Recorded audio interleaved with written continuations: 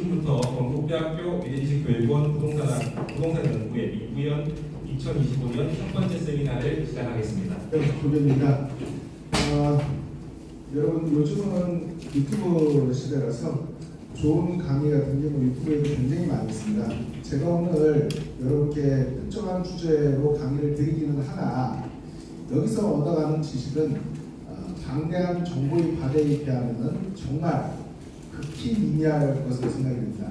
그럼에도 불구하고 제가 오늘 이렇게 마이크를 잡고 여러분께 드리고 싶은 말은 어떤 하나의 단편적인 판례라든지 법령이라든지 이런 지식의 조각이 아니라 여러분들이 앞으로 부동산 거래를 하면서 계약을 하면서 마음속에 꼭 담아두셨으면 하는 하나의 어떤 원리 원칙 그리고 우리 부동산 관련 사법이 적용되는 기본적인 법리, 틀 이런 거를 말씀드리고자 합니다.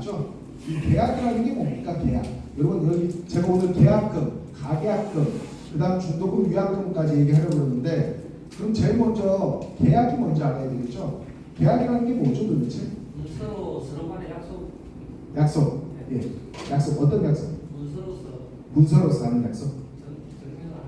문서로서 증명할 수 있는 약속. 조금 제가 드리려고 했던 말과 오히려 거꾸로 간 부분이 있습니다. 네, 제가 이제 곧 설명드리겠습니다. 계약이라는 것은 약속은 맞아요. 이거는 분명합니다. 약속인데 기본적으로는 다자간의 계약도 있지만 오늘 그 얘기까지는 안 하고 양자 간의 쌍무적인 약속입니다. 쌍무적인 거라는 것은 내가 의무를 부담하고 상대도 뭘 한다는 거예요?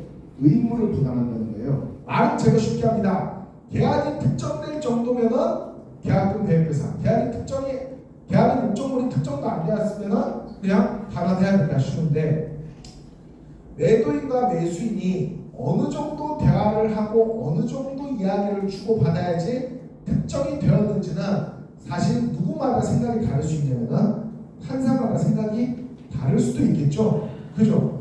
제가 지금 이거 무슨 말하는지 이해가 되십니까?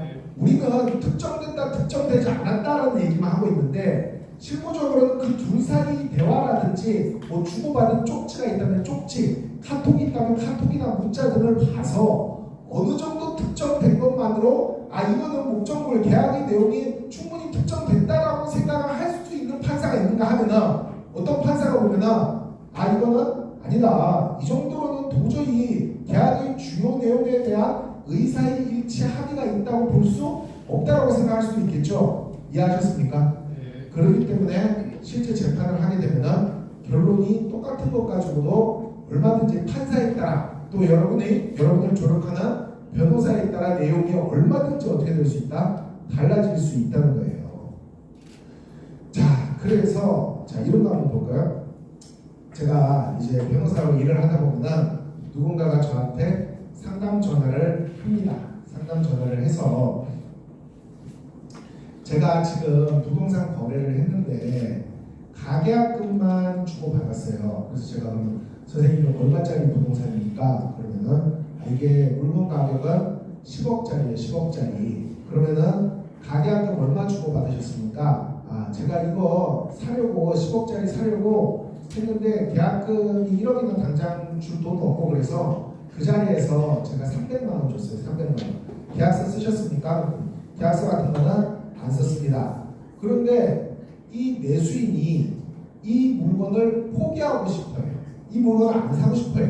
그럼 사실 이 매수인 입장에서는 300만 원 준 것도 어떻게 하고 싶겠어요? 돌려받고 싶겠죠. 그런데 내용을 제가 잘 들어보면은 이게 실제로 만약에 재판까지 가면은 매도인 입장에서는 300만 원이 아니라 둘 사이에 주고받은 대화를 매도인이 만약 녹취라도 했다면은 1억까지도 청구할 수 있을 것 같은 사항도 있습니다. 그럼 이 경우에 저는 매수인한테 뭐라고 보통 상담을 할까요? 어떻게 할 것 같아요? 제가 이런 경우에 저는 이렇게 얘기합니다. 300만 원 돌려받을 욕심내지 마시고 300만 원 포기할 테니까 그냥 여기서 물리자고 잘 얘기해 보세요. 저는 이렇게 얘기해요. 왜 그런지 아시겠죠? 왜냐면은 300만 원 돌려달라고 하면은 이 물건을 억지로라도 팔고 싶은 매도인 입장에서는 혹은 안 판다 하더라도 자기는 얼마라도 받고 싶을 수 있겠어요? 1억 받고 싶을 수 있겠죠? 분쟁이 길어지면은 매도인 입장에서도 감정적으로 혹은 계산기 두드려보고 얼마까지 청구할 수 있다? 1억까지 청구할 가능성이 있잖아요.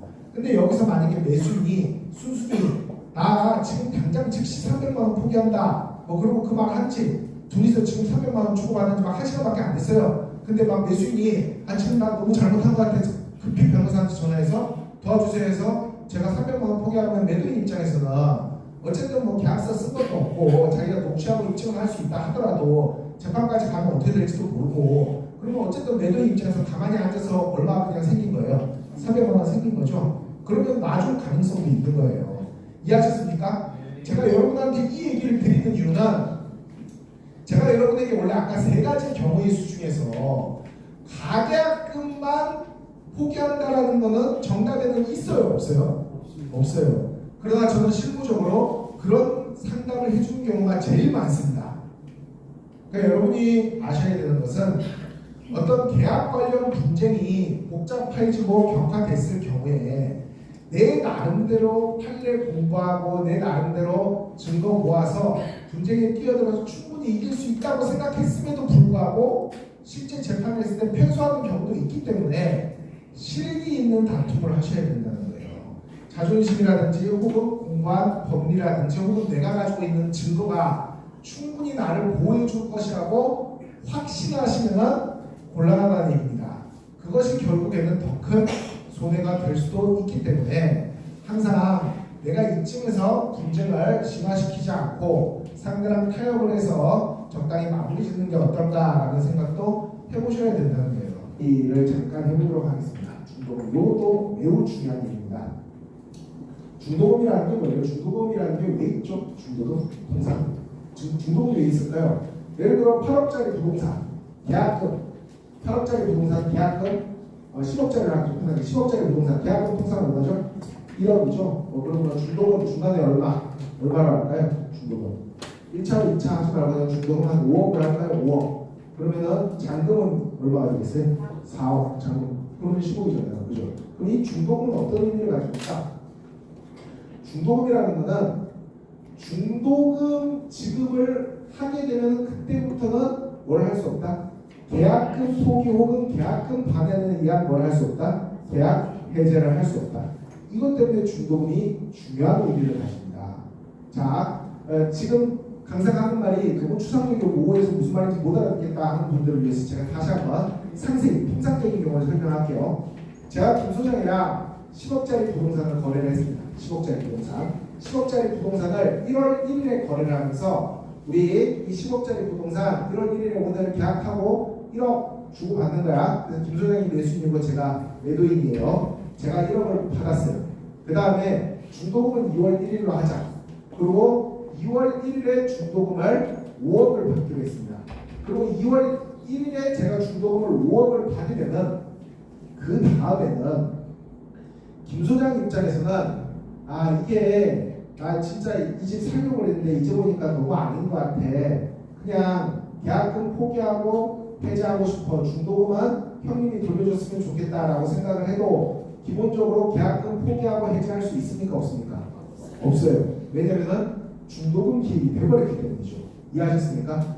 계약금 포기 혹은 계약금 반환에 의한 해제는 중도금 지급 기입 전까지만 가능합니다. 그럼 만약에 중도금이 없는 계약금 1억 주고받고 잔금 9억은 3월 1일에 주고받기로 했다.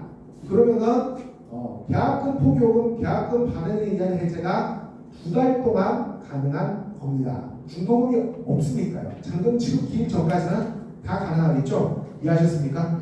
자, 이건 아주 산뜻합니다. 아주 산뜻한데 문제는 뭐냐? 문제는 자, 제가 한번 볼까요? 김 소장이 저한테 1월 1일에 계약하고 10억짜리 집을 사기로 했어요. 근데 1월 1일에 계약을 하고 1억을 줬는데 이 10억짜리 집이 굉장히 가파르게 가격이 막 미친듯이 오르기 시작합니다. 하루 자고 일어나니까 뭐 1,000만 원씩 막 올라 있어요. 그러면 제가 이 집을 계약금을 1억을 받았지만 빨리 뭘 하고 싶겠어요? 계약금 받은 거를 2배라고 반환을 해서 저는 계약을 없애버리고 싶겠죠. 근데 김 소장 입장에서는 2월 1일이 중도금 지급 기일인데 이 집이 막 미친듯이 오르니까 제가 계약금 1억 받은 거를 빨리 반환을 하고 이 계약 물리자 할까봐 사람이 초조할 수도 있겠죠. 그러면은 김 소장 입장에서는 2월 1일이 중도금이지만 어떻게 하고 싶을 수도 있어요. 중도금을 빨리 줘버려서 중도금을 줬으니까 계약 이제 못한다 이렇게 하고 싶을 수도 있겠죠. 그래서 만약에 김 소장이 2월 1일이 중도금인데 미친듯이 가격이 오르니까 1월 10일쯤에 중도금을 5억을 저한테 계약금 는 계좌로 넣어버렸습니다. 그런데 제 입장에서는 이 중도금은 6월 1일에 주고받기로 한 건데 이 5억이 뭐냐? 이 5억은 내가 그냥 당연히 너 줄 것이고 1억을 2배 반환해서 2억으로 1월 들어오자마자 계약금 2배 반환에 대한 해제를 하고 싶다라고 하고 있어요. 근데 김 소장은 형님 무슨 소리입니까? 중도금 받았으니까 계약 해제 못하는 겁니다. 자, 김 소장은 계약 해제 못한다고 하고 저는 계약금 2억 돌려주고 계약 해제 하자고 합니다. 왜냐하면 이 집은 너무 가파르게 가격이 상승하고 있으니까요. 자, 이거 계약 해제 계약금 100 대상에 의한 계약 해제를 할 수 있습니까? 없습니까? 없는 게 원칙입니다. 없어요. 없는 게 원칙이에요. 중도금 약정이 있는 상태에서는 중도금을 조기에 지급하고 매도인이 이를 수령한 경우 매도인이 수령을 해버렸어요. 매도인이 계약금 100 반환에 의한 해제권은 소멸합니다. 매도인이 중도금을 수령한 후에 계약금 100 반환을 통해 계약을 해제하려고 시도한 경우 이미 이행에 착수한 이유로 해제권은 소멸한다고 보아야 합니다. 대법원은 이러한 원칙을 명확했습니다. 이거는 아주 쉽죠. 그러니까 중도금을 주고 매도인이 받아버렸는데 매도인이 이거 계약 해제할 수 있겠습니까? 없겠습니까? 없겠죠. 그 밑에 거는 더욱 강력한 판례 있습니다. 그 밑에 판례 보겠습니다. 그 밑에 판례 보면은 대법원은 매수인이 중도금을 제공하였으나 매도인이 수령을 거부하는 상황에서도 매도인이 이에 계약금 배액을 공탁하여 공탁이라는 거는 돈 안 받겠다는 사람 때문에 법원에다 돈 맡기는 거예요. 해제권을 행사하는 것은 효력이 없다고 판단했습니다. 이는 매매계약 체결 이후 시가 상승이 예상되자 매도인이 구두로 구체적인 금액의 제시 없이 매매대금이 증액 요청을 하였고 매수인은 이에 대해 확답하지 않는 상태에서 중도금을 어때요? 이행기 전에도 제공을 했죠. 그 후 매도인이 계약금 배액 공탁해 해제권을 행사한 사안에서 시가 상승만으로 매매계약의 기초적 사실관계가 변경되었다고 볼 수 없으므로 매도인은 당초의 계약에 구속시키는 것이 특히 불공평하다거나 매수인에게 계약 내용 변경 요청 상당성이 인정된다고 할 수 없으므로 이행기 전의 이행의 착수가 허용되어서 안 될 만한 불가피한 사정이 있는 것도 아니므로 매도인은 위 해제권을 행사할 수 없다고 본 원심 판단을 수긍한 사례다. 자, 이거 보세요. 이 태도도 어떻습니까? 제가 오늘 최초에 말씀드린 우리 기본 법리, 사법, 민법의 기본 법리, 계약은 어떻게 된다? 지켜져야 된다라는 법리가 정면으로 통하는 겁니다. 그러니까 사실 계약을 체결한 이후에 집값 상승으로 인한 이득은 여전히 소유권자로서 등기부상 올라와 있는 매도인이 누려야 된다는 겁니까? 아니면 아직 소유권자는 아니지만 계약을 체결해서 내게 될 거라는 정당한 기대를 가진 매수인이 누려야 된다는 겁니까? 매수인이 누려야 된다는 겁니다. 이해하셨습니까? 매우 중요합니다. 이게 이제 기본 원칙이에요. 그럼 매도인 입장에서도 뭘 보호받고 싶을 수도 있어요. 계약을 해놓고 간보기를 보호받고 싶을 수도 있잖아요. 이게 정말로 오르면은 나는 그냥 계약금 2배 돌려주고 포기하고 싶다라는 생각을 할 수도 있겠죠. 매도인이 그런 생각하는 게 나쁜 건 아니잖아요. 도덕적으로 나쁜 건 아니잖아요. 그러기 위해서는 뭘 넣어야 된다? 특약을 넣어야 돼요. 오늘 요 특약 제가 요걸 꼭 말씀드리고 싶습니다. 박스 넣었죠? 박스 볼게요. 박스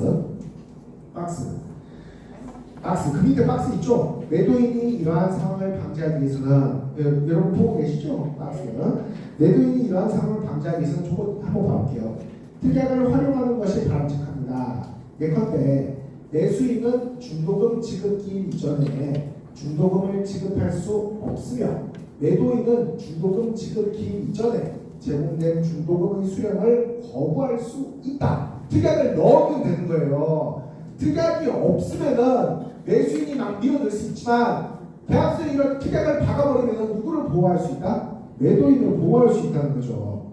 매수인이 중도금 지급기 이전에 중도금을 지급하더라도 이는 매도인이 계약금 100 반환에 의한 해제권 행사에 영향을 미치지 아니한다는 내용의 특약을 둘 수 있습니다. 그 밑에도 봐볼까요? 또는 매도인은 중도금 지급기일 며칠 전까지 매수인에게 서면으로 통지함으로써 계약금의 배액을 상환하고 본 계약을 해제할 수 있다. 매도인의 이 기간 내에 해제권 해제 의사를 통지한 경우 매수인은 중도금 지급기 전에 중도금을 지급함으로써 매도인의 해제권 행사를 방해할 수 없다는 방식으로 해제권 행사 기간을 명시할 수도 있습니다. 그 밑에도 한번 볼게요. 그리고 중도금은 매도인이 지정한 계좌로 지급기일에 입금하는 방식으로 지급하며 매수인이 중도금 지급기 이전에 중도금을 지급하고자 하는 경우에는 매도인이 사전 서면 동의를 얻어야 한다라는 조항도 넣을 수 있다. 그 밑에도 한번 볼까요? 이와 함께 매도인의 해제권 행사를 명확히 하기 위한 조항도 고려할 수 있습니다. 예를 들어 매도인이 계약금 100만 원에 의한 해제권을 행사하고자 하는 경우 매도인은 중도금 지급기 이전에 매수인에게 서면으로 해제 의사를 통지하고 통지일부터 며칠 내에 계약금의 배를 매수인에게 지급해야 한다. 매도인이 해제 의사를 통지한 후에는 매수인이 중도금 종이 지급은 매도인이 해제권 행사에 영향을 미치지 않는다는 내용을 명시하는 것이다. 자, 그러니까 뭘로 보호할 수 있다는 거예요? 특약으로. 자, 그런데 여기서 이제 오늘 대단히 중요한 내용도 얘기 하나 하겠습니다. 특약에 관해서 얘기를 좀 하려고 해요. 특약. 여러분, 원래 우리 민법은 민법 조문보다도 원칙적으로는 사적 자치 원칙에 따라 당사자들 간의 계약이 우선하는 게 원칙입니다. 그럼 민법 조문은 왜 있어요? 매도인과 매수인의 관계를 규율한다든지 혹은 뭐 채권자와 채무자의 관계를 규율한다든지 이런 것들은 당사자 간의 어떤 특별한 약정, 사적으로 약속한 게 없을 때 두루두루 적용되도록 하기 위해서 민법 조문이 있는 거예요. 제가 아까 여러분에게 이런 말씀 드렸죠. 계약금을 배액 상환해서 계약으로부터 빠져나가거나 혹은 계약금을 포기해서 계약으로부터 빠져나가는 것은 사회 통념상 허용되는 그런 것이 아니라 어디에 있다? 민법 조문에 있다라고 했죠. 그러니까 여러분들이 만약에 계약서에다 그런 내용을 안 써도 계약금을 포기하고 빠져나가거나 혹은 계약금 배액 상환해서 빠져나가는 것은 여러분끼리 계약서에 안 써도 뭐 때문에 인정될 수 있는 거예요? 민법 조문 때문에 인정될 수 있는 거예요. 그러나 제가 여러분에게 말씀드리고 싶은 건 이거예요. 그러나 저랑 만약에 김 소장이랑 계약을 했는데 우리는 사내이니까 약장부리 일수일 때 한 번 뱉은 말은 절대로 안 된다. 중도금 지급 기일이고 자시고 간에 중도금 잔금 든 거는 돈을 한꺼번에 마련하기 위한 게 마련하는 게 어려워서 그렇지 계약금에 의한 해제권을 유보하기 위해서 중도금 날짜 한 거 아니다. 우리는 계약했으니까 계약금 포기하고 빠져나가거나 계약금 배액 상환해서 이 계약 물리는 거 우리는 할 수 없다라고 다가버리면은 민법 조문이 우선입니까? 아니면 저랑 김 소장 이 개인 간의 특약이 우선입니까? 특약이 우선인 거예요. 이거는 매우 중요한 일입니다. 자, 그러면 언제나 특약이 우선되느냐? 그건 아니에요. 강행 규정에 위반되는 특약은 우선될 수 없습니다. 예를 들어 한번 봐볼까요? 자, 여러분 한번 봐보겠죠. 만약에 여러분이 주택 임대인이에요, 임대인. 그런데 여러분 주택 임대차에 관련된 각종 법령은 임대인한테 유리한 조문이 많습니까? 임차인한테 유리한 조문이 많습니까? 임차인한테 유리한 조문이 많습니다. 왜 그렇게 있어요? 사회적으로 일단 임대인은 뭘로 취급이 됩니까? 강자로 취급이 되고 임차인은 약자로 취급이 되기 때문이에요. 그러면은 이 제가 방금 특약이 우선이라고 했으니까 주택임대차 보호법 등에 관련된 임차인한테 유리한 조문에 반해서 임차인을 임대인과 완전히 대등하게 취급하는 일견 공평해 보이는 특약을 계약서에 넣었다. 이 특약이 유효할까요? 효력이 없을까요? 효력이 없습니다. 왜냐하면 임차인을 보호하기 위한 임차인을 유리하게 취급하는 규정은 기본적으로는 전부 강행 규정이기 때문이에요. 자, 그러면 여러분은 어떤 게 강행 규정인지 아니면 특약이 우선할 수 있는 규정은 임의 규정이 나옵니다. 임의 규정인지 법조문에 써있어? 법조문기에 이거 특약사 이게 강행규정이라고 써있어? 써있는 경우도 아주 예외적으로 있어요. 써있는 경우도 있어요. 어떤 법조문을 보면은 만약 당사자 간에 본 법령과 위배되는 내용의 약정을 한다 하더라도 본 법령에 위배되면 그러한 약정은 효력이 없다라고 써놓은 개별 법령들도 있긴 있으나 오히려 그런 경우가 매우 드뭅니다. 여러분은 그냥 법조문을 보고 이게 의무규정인지 강행규정인지 판단해야 합니다. 근데 여러분들이 판단할 수 없으면은 그때는 판례를 검색해보면은 판례에 나오는 경우도 있고 애초에 판례가 없는데 나중에 문제될 만한 조항들은 변호사한테 문의를 한다든지 이런 식으로 확인을 일일이 하셔야 됩니다. 그러니까 기본적으로는 사적 자치가 우선 의무규정보다는 그러나 이 사적 자치 특약사항을 뛰어넘는 특약사항임에도 불구하고 그러한 효력을 없앨 수 있는 무엇도 있다? 강행규정도 있다. 이것까지 꼭 아셔야 됩니다. 특약이라고 항상 유효한 게 아니겠죠. 김 소장이랑 저랑 파트너예요. 업무상 파트너인데 제가 김 소장이랑 일을 하다가 김 소장이 이제 대한중앙에 합류하면서 제가 아주 우수한 인재를 모시게 되어서 고맙긴 했으나 이 김 소장이 만약에 저를 배신하고 제 옆에다가 비슷한 사무실을 차리게 되면 제 입장에서는 그것 때문에 손해를 볼 수도 있겠죠. 그러나 김 소장이 예를 들어서 제가 여의도에 있는데 공덕동에다가 사무실을 공덕동 말고 여의도 옆에 영등포동이라고 할게요. 영등포동에다가 사무실을 차렸을 때 제가 분명히 비슷한 사무실을 옆에 차렸으니까 손해가 발생할 수 있는데 이 손해를 제가 일일이 다 입증할 수가 있어요, 없어요?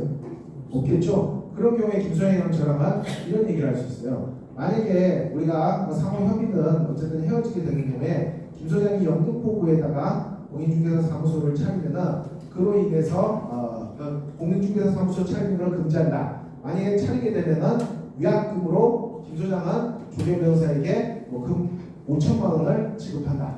이런 게 기본적으로 위약금이에요. 위약금 뭐 하는 거예요? 약속에 위배되는 경우에 그에 따라 지급되는 금원을 뭐라고 한다? 위약금이라고 합니다.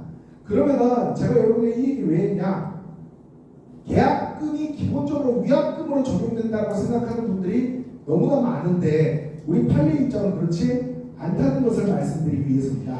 이게 무슨 뜻이냐? 자, 예를 하나 들어볼까요?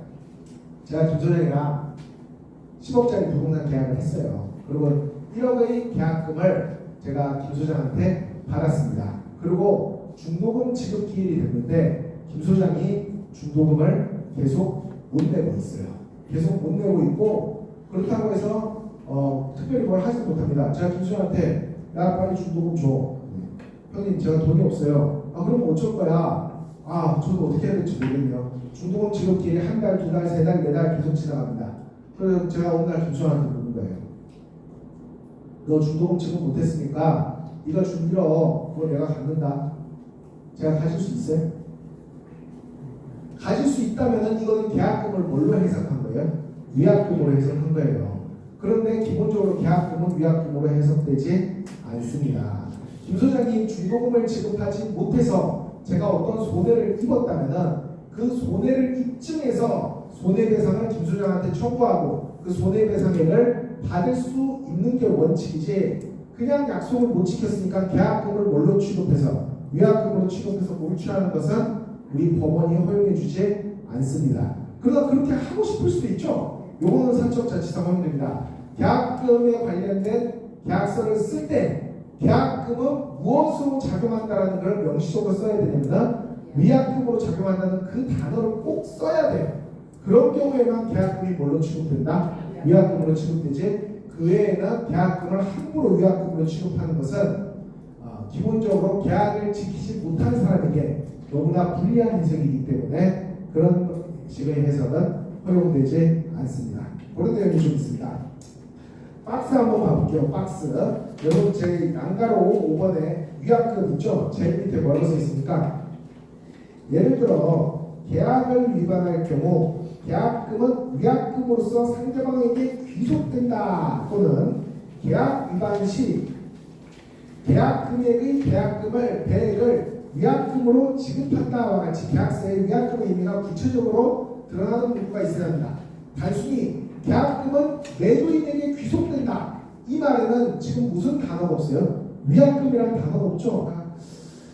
그래서 뭐든지 최대한 여러분들이 계약서를 쓸 때는 여러분들의 의사가 분명히 드러나도록 명확히 써야 합니다.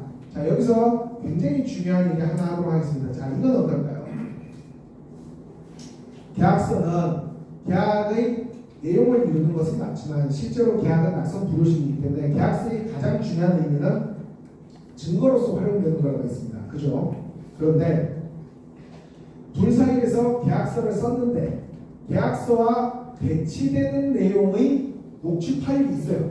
계약서와 배치되는 내용의 녹취 파일이 있고 그 녹취 파일이 계약서보다 분명히 뒤에 만들어진 파일임은 명백합니다. 계약서는 5월 17일 오후 3시, 녹취 파일은 계약서의 도장지는 뒤인 5월 17일 오후 3시 10분에 만들어졌고 녹취 파일의 계약서 내용과 배치되는 내용의 이야기가 있습니다.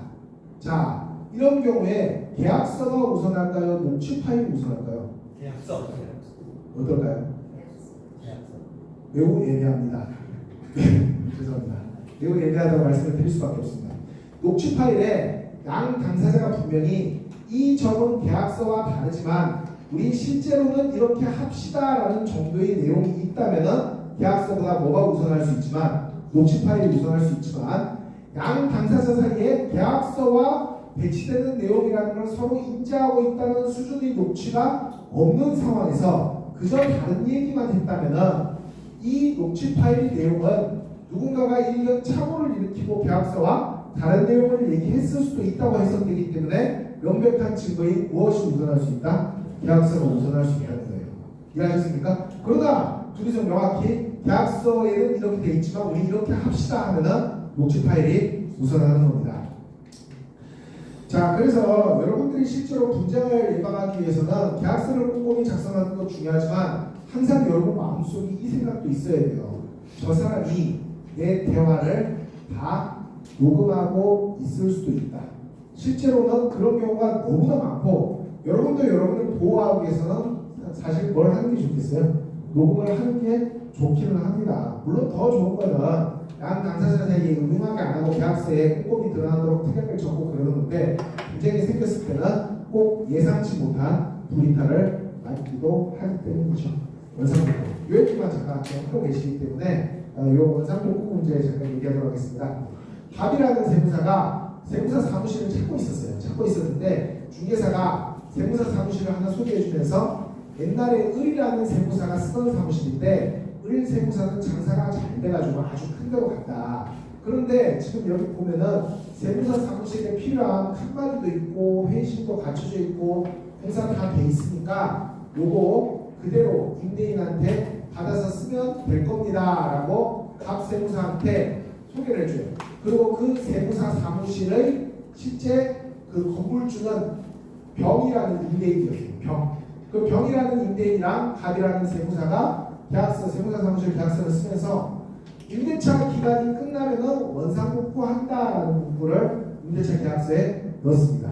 그 다음에 갑이라는 세무사는 장사가 매우 잘 돼서 이제 다른 데로 옮기려고 병한테 사무실 뺀다고 합니다. 그런데 병이 그러는 거예요. 아니 갑세무사님 사무실을 빼면 원상복구 해야 되니까 여기 있는 이 칸막이 벽 이런 거 다 철거하셔야죠. 우리 사무실은 원래 이런 게 아니라 그냥 텅 빈 깨끗한 공실이니까 공실 상태 분양받을 때처럼 원상복구 해주셔야 됩니다 라고 했는데 갑세무사가 아니 건물주님 무슨 얘기입니까? 제가 이 세무사 사무실을 처음 임차했을 때부터 을 세무사님이 해놓은 칸막이 저는 그대로 사용한 게 밖에 없고 제가 한 거라고는 요 칸막이 중간에 칸막이 한 개로 놓은 거밖에 없으니까 저는 요 칸막이만 철거하면 됩니다 라고 합니다. 자, 병이라는 건물주 말이 맞습니까? 갑이라는 세무사 말이 맞습니까? 자, 실제로는 사안에 따라 다르게 해석될 여지가 있습니다. 특약사항이 없이 원상복구라는 얘기만 쓴 경우에 하급식 판례가 굉장히 매우 갈리기는 하나 기본적으로는 이 갑이라는 세무사가 들어왔을 때 그대로만 해주면 된다라고 하는 경우가 많습니다. 그러나 이 원상복구라는 문구를 앞뒤 계약서의 내용에서 봤을 때 공실로 해석할 수 있는 경우에는 공실로 철거를 해줘야 됩니다.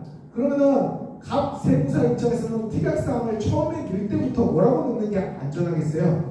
을로부터 인도받은 그 상태로 원상복구한다고 특약사항에 넣어야 안전하겠죠? 그러면 병이라는 집주인 입장에서는 나중에 공실로 만들기 위해서는 원상복구라는 표현만 쓰면은 곤란하고 원상복구 뒤에 갑이 인도받을 때부터 설치되어 있던 물건을 모두 철거한 상태의 원상복구라고 쓰는 게 안전할 수 있습니다. 이 부분도 사실 그 계약서의 특약사항을 어떻게 넣느냐에 따라서 분쟁이 발생할 수도 있고 분쟁이 예방될 수도 있겠죠.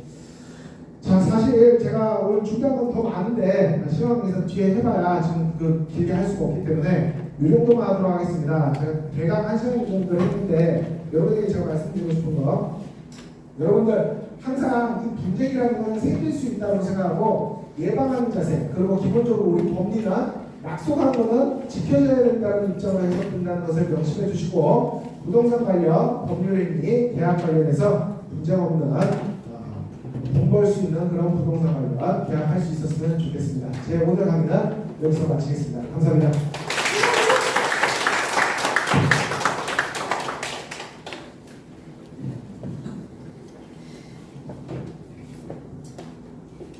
수고해주신 조기현 대표 변호사님께 다시 한번 감사합니다.